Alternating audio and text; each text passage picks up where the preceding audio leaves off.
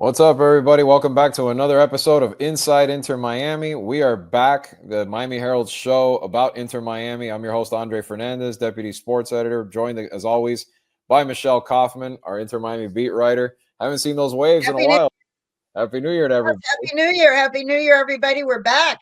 Seems Yeah. like it wasn't even barely an off season. Well, Imagine if they had gone to the final and they played until December 7th. They would only have 4 weeks off. So as it is, it was a very short off season. there is no off season in MLS. It feels like No. it's just right back to it. Like you don't even really have a break, and then with all these tournaments and everything, it's always like that. But lots of ground to cover. Training camp back in session as of Monday under new coach Javier Mascherano. A lot of questions surrounding the new head man of Inter Miami. Is he going to be ready to take on such a daunting challenge, such high expectations? Because you know that this team will have him once again with Lionel Messi on the field. Lionel Messi was present at practice.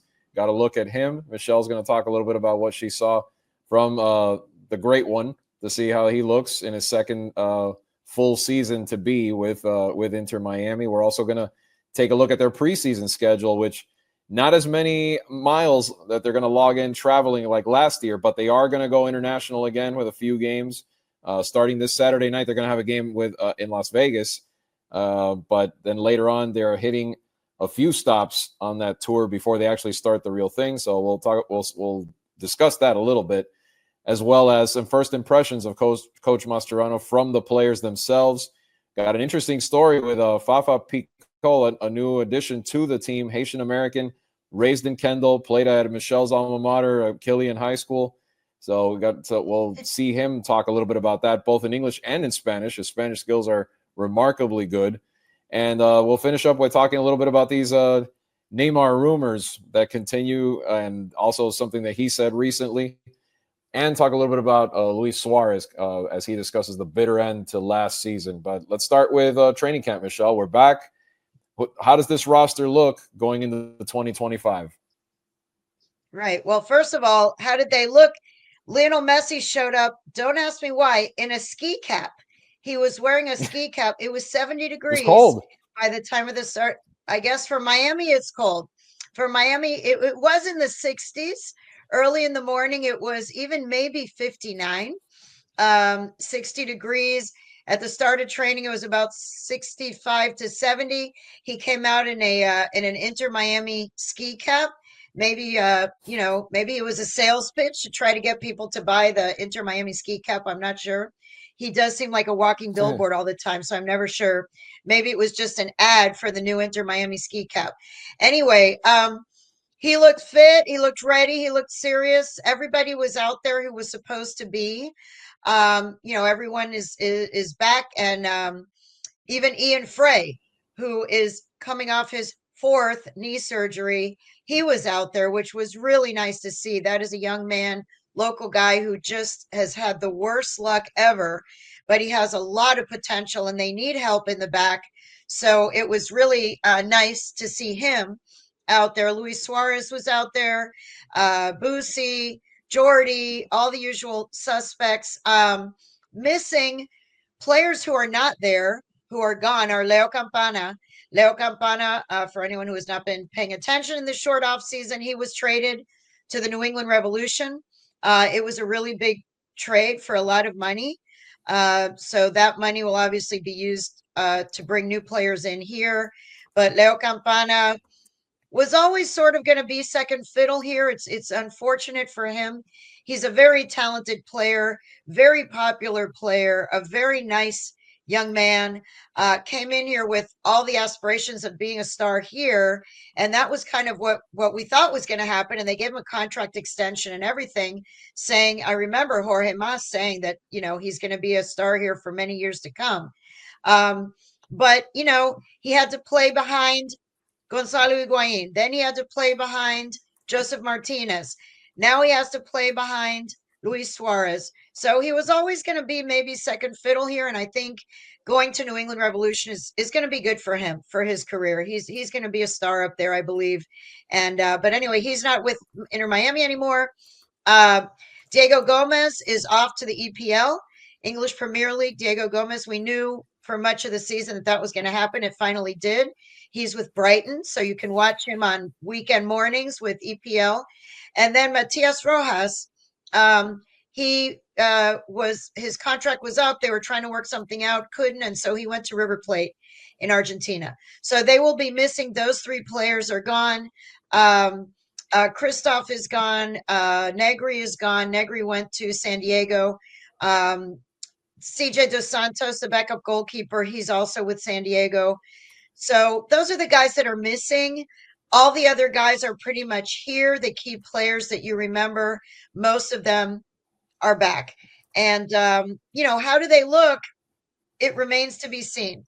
It's still too early. One of there's been a lot of changes. Chris Henderson is gone, sporting director, who is one of the best in the business. He left for Atlanta. Obviously, Tata Martino's gone. They now have Javier Mascherano. He is, Messi's former teammate, also teammate of Bussi, Suarez, and Jordi with Barcelona. He's 40 years old. He's never coached a professional team anywhere. This is his first professional club team that he's coached. He also has no experience in MLS, so it's a big learning curve for him. So there's a lot of questions entering the season, and his main concern is that they've lost 6 players total, including some of those ones I told you, key players. They've signed really one new player, which is Fafa. And Fafa Picault, I feel, is a really good pickup for Miami. He's 33 years old. He has a lot of experience in MLS. Most recently, he was playing with Vancouver, but he also played with Nashville. He's played with several teams within the league. He's local. He's Haitian American, absolutely loves South Florida. South Florida loves him. He played for the Strikers. As you mentioned, he did play at my high school, Miami Killian High School. He's an alum of the same high school that I went to. I think he's a really good pickup. He can play forward. He can play winger. He's going to help in the offense to sort of replace the offensive power that they lost with those three that I mentioned. And we're going to hear from Fafa. Now, interestingly enough, he speaks very good English. We're going to listen to him in English first, and then I'm going to talk about why his Spanish is so good. Surprised at how good your Spanish is, and also and how that helps you with this team, to be integrated, because it's a very Latin team, obviously. And what does it mean to the Haitian community, do you think, to have you back in town?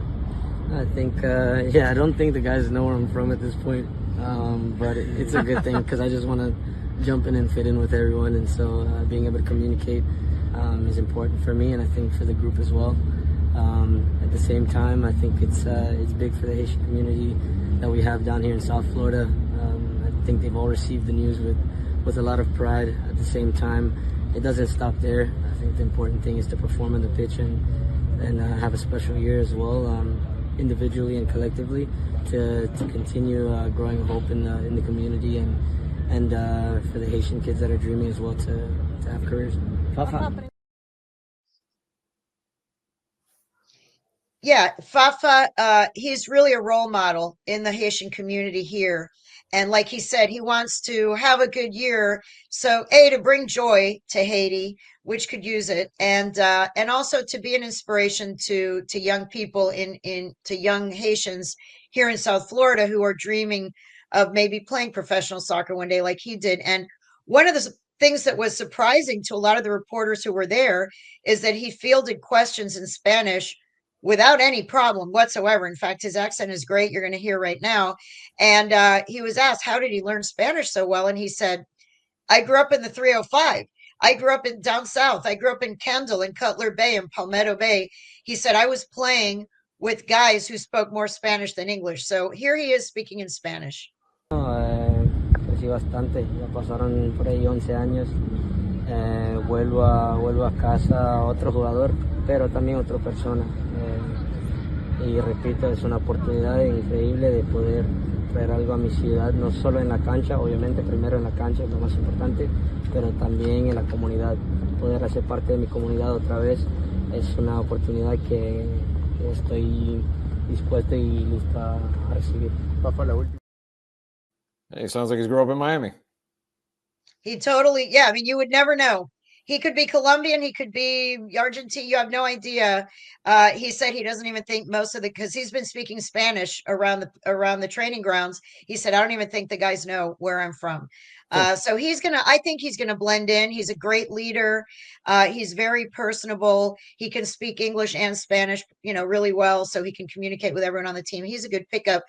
But let's face it, the team needed help defensively, and they haven't picked up at this point. As of the recording of this podcast, they had not picked up anybody new on defense. And right now, they don't have a goalkeeper for the game this Saturday, which we're going to discuss their preseason schedule. They're opening this Saturday in Las Vegas at a big stadium, NFL stadium, against Club America, which is the Mexican champion. And they don't have a goalkeeper right now because Drake Callender is in camp with the U.S. national team, unless they let him out for this game. But USA is playing Venezuela on Saturday here in Fort Lauderdale. So I don't know if he's going to be able to be in Las Vegas. As a practice yesterday, they had exactly one keeper in camp, and it was a kid from the academy. They did not have a professional goalkeeper at training yesterday for the first day. So that is a big issue right now. They're trying to bring in Ustari, who was Messi's friend, surprise, surprise, another Messi friend from Argentina, who came in at the end of last season. He's negotiating to try to get an extension to come back, but that had not been finalized. So as of the recording of this podcast, there are no goalkeepers in camp other than the kid from the academy. Yeah, which obviously they're not going to expose him to something like that in a preseason game, as Mascherano said. But yeah, we were going to hear from Mascherano. Let's see what he had to say about day one and jumping in on this. Aquí a la izquierda, Michelle. Sí, Javier. Quería saber si esperas que todos los titulares de como Messi, como Suarez, como Bussi, ¿crees que ellos van a jugar el 90 el sábado? Eso lo tenemos que ver. Recién llevamos 2 días de entrenamiento, es muy pronto para. Pero el objetivo es poner a punto a todos los jugadores, ponerlo a punto física y técnicamente para cuando empiece la competición oficial. Obviamente que tenemos varios partidos de pretemporada que nos van a permitir poder competir, pero el hecho de los minutos, eso lo iremos viendo de acuerdo a las sensaciones también que tengan ellos, ¿no? Así que lo iremos hablando y poniéndonos de acuerdo en ese diálogo que nos permita obviamente no correr ningún riesgo con ninguno de los jugadores, no solamente con los más grandes, sino también con los más chicos. ¿Hay un chance que Drake pueda jugar con ustedes? Tenemos que ver. La realidad es que si a día de hoy nosotros no tenemos portero, esa es la realidad. Estamos entrenando con un chico que nos ha dado una mano de la academia, pero sí, la idea es que obviamente no se puede jugar sin portero al fútbol y obviamente tampoco vamos a exponer a un chico de la academia, eso está clarísimo. No va a pasar por lo menos desde el tiempo que yo esté acá, así que lo iremos hablando. Muchas gracias. And basically not much time for Coach Mascherano to prepare for all of this, as they're, like we said before, a daunting preseason schedule. Maybe not as long as last season where they were traveling practically all over the world, but we mentioned the Las Vegas start this Saturday night against Club America, Mexican side. That's always pretty good. Then they go to Peru on January 29th. They have a game in Lima against Universitario de Deportes over there. Then they take on Sporting San Miguelito in Panama City, February 2nd. Then on February 8th, they're off to Honduras to take on Club Deportivo Olimpia in a game there at 8 o'clock at night Eastern time, before coming home to take on the good old rival Orlando City at Raymond James Stadium in Tampa on Valentine's night, February 14th, 7:30. So no time to waste for Javier Mascherano. And by the way, after that game of the 14th, after that last preseason game of the 14th, 4 days later on the 18th, they have to travel to Kansas City to play the opening round of the CONCACAF Champions Cup. 4 days after that, the 22nd, is the MLS season opener here in Fort Lauderdale against NYCFC. So they're going to have 3 games in a week. They're going to have the 14th that is the final preseason game.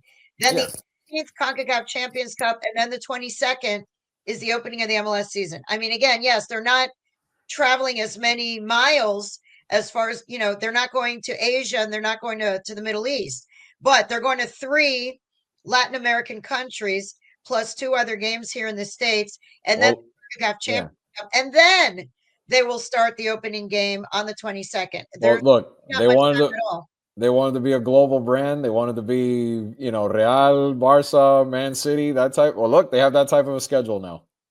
This is what they do. Yep. So this is what they do. They want to make money.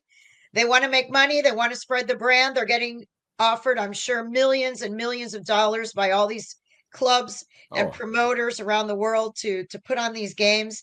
And, and then also the pressure is going to be on for Messi to play in all of these games. You remember what happened a year ago, okay? In Hong Kong, he didn't play because he got an injury, and it was a nightmare. It was a PR nightmare for the club. It was like a national scandal in Hong Kong, and there were, press conferences, and people wanted refunds. And so, these people who are paying top dollar in Las Vegas, in Peru, in Honduras, and Panama, no offense to the other guys on the team, but they are buying tickets to see Lionel Messi and Luis Suarez. And they're going to want to see them if they're paying that kind of money. And if they don't, it could get ugly. So these guys are going to be under pressure to play. They're going to be under pressure to play. Plus, I don't know if this is out yet, but whatever network or whatever streaming service broadcasts some of these games, there's the pressure to have Messi play in them as well, so they can get more eyeballs in their broadcasts and so forth. So there's a lot of interest, a lot of outside pressure factors again with this team, of course, just like last season. I mean that's the reality. That's how it's going to be for as long as he's here. Circus. It is. It's a traveling circus. It's a traveling show, Broadway show, whatever you want to call it. It's a traveling show, and people want to see. They don't want to see the understudies. Okay, right. When you go to a Broadway show, you want to see the headliner that you paid the ticket to see, even though the tickets all say there's no guarantee. If they get sick, you may see the understudy. If you go to Broadway and you see a show, you may not see the star.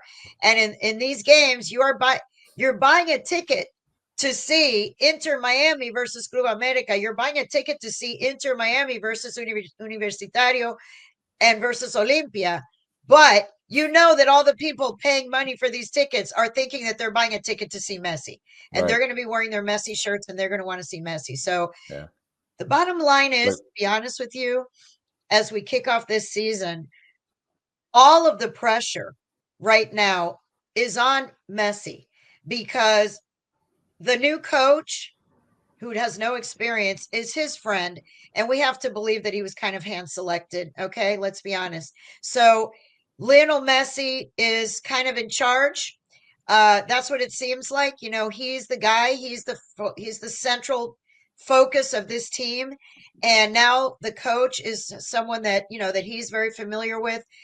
He's going to be expected to play in these preseason games. The team is going to be expected to win, because the way the season ended last year. So there's a lot of pressure on him, and he's turning 38 in June this year. He's turning 38. So, a lot of pressure on Lionel Messi, a lot of pressure. You pay to go to the Taylor Swift concert. You want to see Taylor Swift. You don't want to see the opening act and then go home. So it's going to be interesting to see. Going to be interesting to see for sure. But switching gears here now, a couple of those Inter Miami regulars, Drake Callender, Benja Cremaschi, getting a great opportunity to be with the U.S. Men's national team, which is also going through some transition of their own as they're training with Mauricio Pochettino and his staff. So, Michelle, I know you spoke to another Argentine. Yeah, right? The Argentine coaches are in demand. They went from Tata to Javier Mascherano, and then the U.S. national team chose to also go with an Argentine coach. And, Benja spoke about being an Argentine American, not in this particular clip, but he mentioned to us that, the passion that the Argentine coaches bring is something that Pochettino is trying to instill in the U.S. players, that not that they don't care about playing for their country, but in Argentina, playing for your shirt, playing for that badge, playing for that blue and white striped shirt, that is like the be all and end all. And those guys would, Yeah. jump in front of a train for the for the Argentine That's in national team. here. That's in the blood over there. It's in the So, blood. It's in the blood. And so that's where Pochettino is trying to instill that kind of do or die national pride and national passion that sometimes may be missing from a U.S. squad. We are a melting pot in this country. Everyone's parents came from somewhere else or their grandparents. It's not the same as and we also have football, basketball, baseball, hockey, college sports. There's so many other sports and huge stars in other sports in this country. Look at the NFL, look at the NBA, Major League Baseball, college football players are now making millions of dollars. So in other countries, the 23 guys who play for the national team, they are the gods of that country.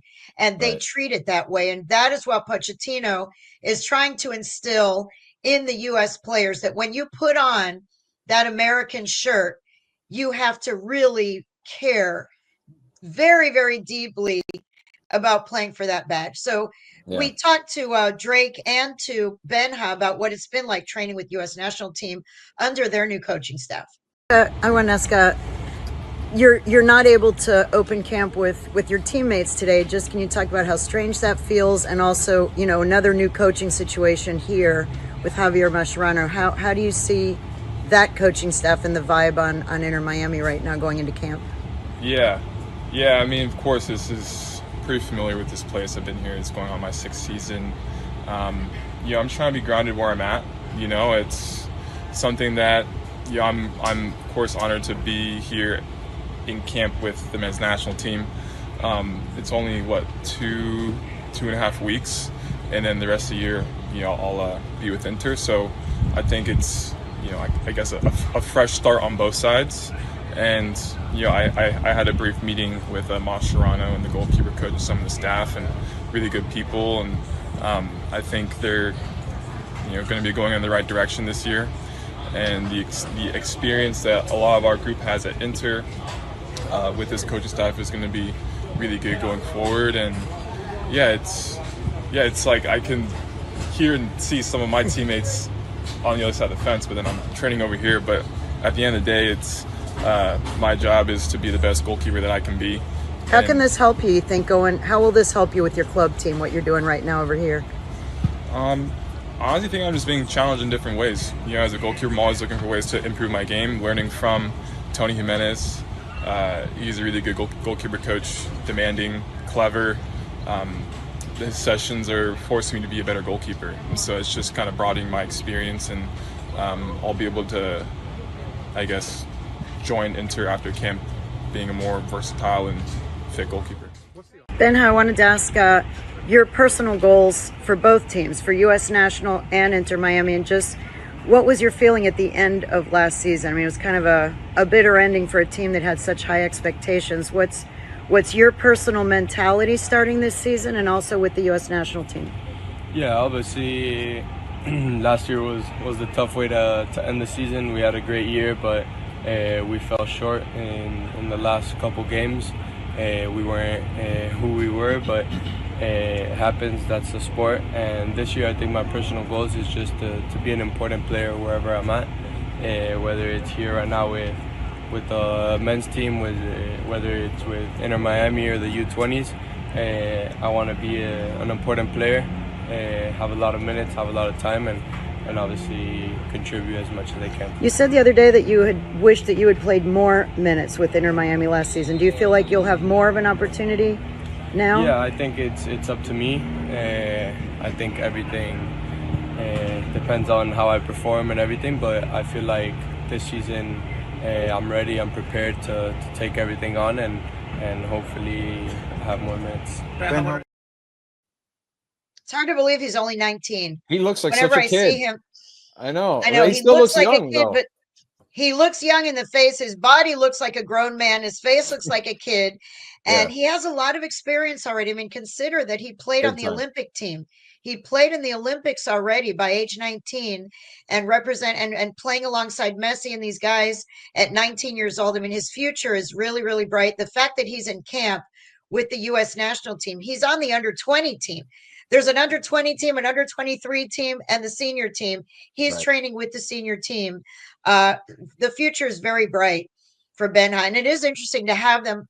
The U.S. national team is training at Inter Miami facilities. So they are literally across the Yeah, fence. well, like you said, you You've can got hear Inter him. Miami training. On the other side, you've got the U.S. national team.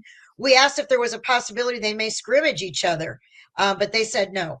Apparently, there are no plans to scrimmage each other. That would be pretty interesting to have the U.S. national team Yeah, scrimmaging against not Inter most Miami. not most teams have the talent to match up to do that. But in this case, you'd be the favorite probably over the U.S. national team potentially if everybody played. Yeah, yeah. And the U.S. national team is only the MLS guys who are there. The European guys are not in camp. This is a camp for the MLS domestic-based players for Pochettino to have a chance to see them and evaluate them without the Europe-based players because they're still in season. It's not a FIFA window. So this January camp has always been traditionally for the U.S. national team a chance for coaches to bring in MLS players during their off season when they're just getting started in preseason to evaluate them because they don't get as much of a chance when the European based players are here. So yeah, it's a really yesterday the place to be for a United States soccer writer was definitely in Fort Lauderdale because I got to talk to the U.S. national team and at the same time talk to the Inter Miami team. And then again on Friday, we're going to do the same. Both teams are going to be made available. And then on Saturday, here in Fort Lauderdale, USA is going to play Venezuela. And that game should be really interesting. Venezuela is a rising power in South America. There are hundreds of thousands of Venezolanos who live here in South Florida. So I think that's going to be a really exciting game. I don't know how many American fans will be there with the USA shirt, but I know there will be a lot of Venezuela shirts in that stadium on Saturday afternoon. It's probably gonna feel like a road game for the U.S. like it tends to happen Yes. when they play down Yes. here. Absolutely. For sure. But let's talk about one of those other, those other superstars on this Inter Miami team. How did Luis Suarez look when, a guy that many thought was the MVP of the team as he carried them through some of the roughest patches last year? Again, another aging veteran that maybe this is it. This could be the last time. What's up with Suarez? Suarez, a year ago at this time, the skeptics were saying, I don't know, this guy, he's like limping and his knees are bad. And how's he going to survive this grueling season? He survived it better than Messi. Let's be honest. He did not miss games really for injury. He was able to stay healthy the whole year. He had an incredible season. He did carry the team. Messi, let's not forget, was not there for 2.5 months. Right. And Luis Suarez carried the team during those 2.5 months. And the team played very, very, very well. When Messi came back, they had to learn again how to play with him. And, some of the chemistry took a while to get going again.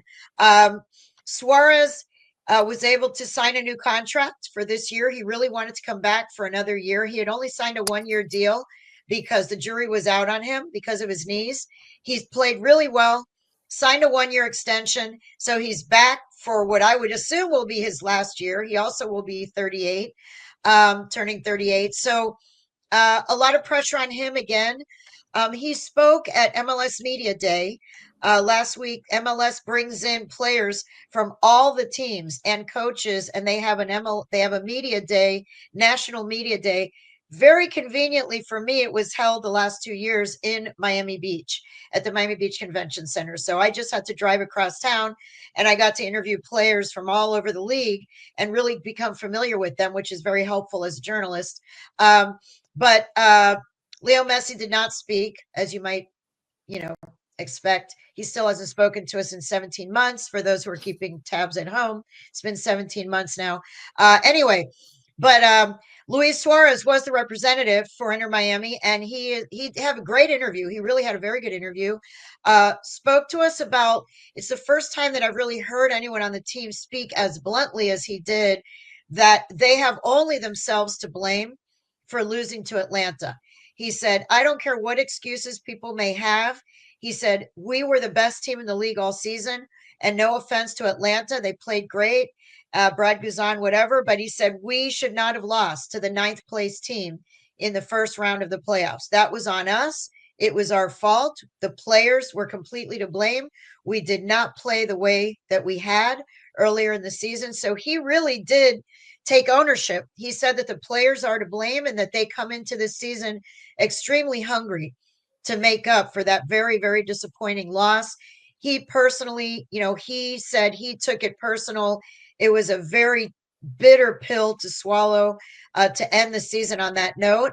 And he said that he's really chomping at the bit to come back and to play well again this year. He's very, very excited to play well again this year. I want to throw in one little thing also about Suarez before we go on. This is the one thing he did not want to talk about. I asked him and he said he felt like it was personal and was not the time to talk about it because it was media day. But a few weeks ago when he was in Uruguay during the break and he was with his wife on vacation, he helped save a man's life who was about to commit suicide. There was a man who was standing on a ledge, was ready to jump, and Suarez Suarez saw it, walked up upon it, and started talking to him and saying to him, and was able to delay and stall him while the authorities, the police were called and everything. He was able to stall him. I don't know whether the guy knew that it was Suarez. I'm assuming pretty much everyone in Uruguay knows who Luis Suarez is, but whether he did or didn't, I don't know the details. But Suarez stood underneath this man who was about to jump to his death and told him to remember all of the positive things in his life, to think about people who love him, this and that. And he gave him like this whole pep talk and prevented him from jumping. And he literally did help save a man's life. He did not want to talk about it at the media day, but I will at some point when I get to talk to him again, I'm going to try to revisit that because it's pretty interesting, pretty emotional moment. I'm sure it was for him. That's an amazing story. Yeah. A real life heroic act there to save someone's life. I mean, yeah. Wow. I mean, we hear sometimes it's crazy. Sometimes you hear stuff like that, like maybe on the side of the road, somebody comes in and does something heroic like that. That's remarkable. That's really, props to him for being willing to go and do something. To be willing to not just not get involved. He got very involved. Apparently he got very involved with this man, and the man is living now. The man's, he helped save the man's life. So I find that really interesting. That's fantastic. Yeah, definitely would love to see if you're able to get him aside at some point and delve a little more into that. That'd be an amazing story for sure. Well, let's wrap up this episode with a little bit of Neymar talk. What's the latest? We keep hearing these rumors, and he spoke recently too. What's the latest on that? Yes, he spoke to CNN. He did an interview with CNN Sports, and he said, "Look, anything is possible in soccer. I would love to be able to reunite." He said, "I would love to be able to reunite with Lionel Messi and with Luis Suarez. The three of them were incredible together with Barcelona. Everybody knows that trio was one of the best trios in modern history in soccer, in the sport." And he definitely did not dismiss it. He said he would love it. He said anything is possible. And his contract ends over there in May, at the end of May, at the end of June. I'm sorry, the end of June. So he would be, if he can negotiate an out sometime this spring, it is possible that he could play with Inter Miami this summer when they're going to be playing in the Club World Cup. Remember that Inter Miami is playing in the Club World Cup starting in mid-June, and that is when his contract ends. So it's pretty interesting, the timing. And they've been scrounging up money, even this trade for Campana and all this stuff. They're freeing up money to maybe bring in Neymar. Nothing would surprise me at this point. Although in my opinion, they need more help on defense than they do on offense. But you're not going to turn down Neymar if he wants to come play here. Everything short of starting a GoFundMe to get Neymar to Miami, basically at this point, and pay all those incredibly expensive salaries that are busting MLS's budget right now to get him. But hey, if you can pull that off, we've talked about it. If they can pull that off. If they can pull that off, and he's 32, so he's a little bit younger, 5 years younger than the other stars. Yeah. So when the other ones retire next year, he could still stay on, I think potentially. that in essence. I mean, we joke about them all being here at the same time, but that in essence, I think, is the most important part. Is somehow if they can get him here, and he is still that quality of a player, like you said, he's a little younger than these other guys, but they need a bridge. They need something to continue this beyond Messi, beyond Suarez, and keep this team at this level, not just on the field, but off the field in terms of interest, global brand, that sort of thing. And Neymar would do that. Yeah, absolutely. Absolutely. So there's so much, going on with this team as always, but really starting this season, a lot of questions, new coach, what new players are they going to bring in other than Fafa? Who else is coming? What's going to happen? Are they bringing in a big reinforcements? Is Neymar going to come? How are they going to do in the preseason in this world, South America? And they need a goalie. Tour? They need a goalie, and they don't have a backup at the moment. They really don't. Even when Drake comes back, there is no second keeper. So they got to sign someone. Want to have competition. Yeah, right. I do hear they're looking in Argentina. Surprise, surprise. My guess would be, if I had to bet, that whoever they sign is going to be from Argentina. Shocking. Anyway, okay. Shocking. Well, restock the Mate. Yes. Yeah, we're gonna have to. Mate will make an appearance on this show. I guarantee it at some point. Oh, for soon. Sure. But now that we're back, I think we're gonna be back. Pretty much, if not on the weekly basis again, very frequently now. As Michelle, I think we should. Yeah, next Tuesday. I think next Wednesday we can talk about their first game in Las Vegas. Right. And see how they did. This is going to be Mascherano's we're kind of back on the regular debut game. Yeah, this is going to be the debut game, and then they're going to be ready. They're going to be leaving in a few days later to go on their South American tour. By then, presumably, maybe they'll have signed some players. So we're going to have tons to talk about. All of you need to keep tuning in every week, starting now on Wednesdays, Inside Inter Miami. This is where you're going to find boots on the ground coverage of this team. Exactly what she said. And like you said, in the next few days, they should sign a keeper, because again, they need one to take to Vegas to face Club America. So be in touch. Watch us at YouTube, of course, MiamiHerald.com. I was about to say YouTube.com. I don't have to say that. YouTube and MiamiHerald.com. You can find this show. And remember, if you still can only listen to it, all your favorite podcatchers, Spotify, iTunes have it as well. For Michelle Kaufman, I'm Andre Fernandez. Thanks for watching Inside Inter Miami. We're back for another season, and we'll catch you next week.